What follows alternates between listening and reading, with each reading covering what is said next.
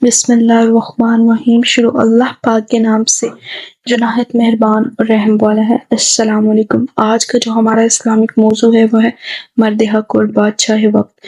ایک مرد بخدا جنگل کے ایک گوشے میں بیٹھا اللہ اللہ کہہ رہا تھا اور اس نے بادشاہ کی طرف دھیان نہیں کیا۔ بادشاہ اس کی بے نیازی پر بگڑ گیا۔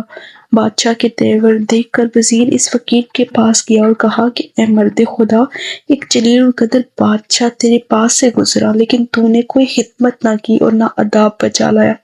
اس نے کہا بادشاہ سے کہہ دو کہ خدمت کی توقع اس سے رکھے جو اس سے انعام کی امید رکھتا ہو، اور یہ بھی سمجھ لے کہ بادشاہ رعیت کی نگہبانی کے لیے نہ کہ رعیت بادشاہ کی اطاعت کے لیے۔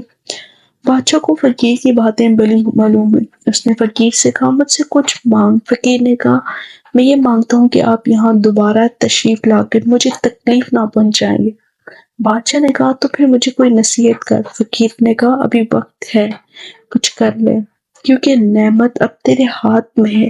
اچھی طرح جان لے یہ دولت اور ملک ہاتھوں ہاتھ جاتا ہے۔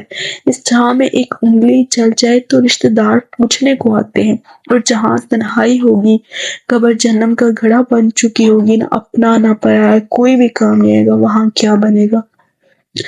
پھر اس نے بولا کہ انسان کا امتحان قیامت کے دن ہوگا۔ انسان جب تک 4 سوالوں کے جواب نہیں دیں گے پاؤں ہلا نہ سکیں گے۔ زندگی کیسی گزاری، مال کہاں سے کمایا اور کہاں خرچ کیا، جوانی کس عمل میں صرف کی، علم پر کتنا عمل کیا۔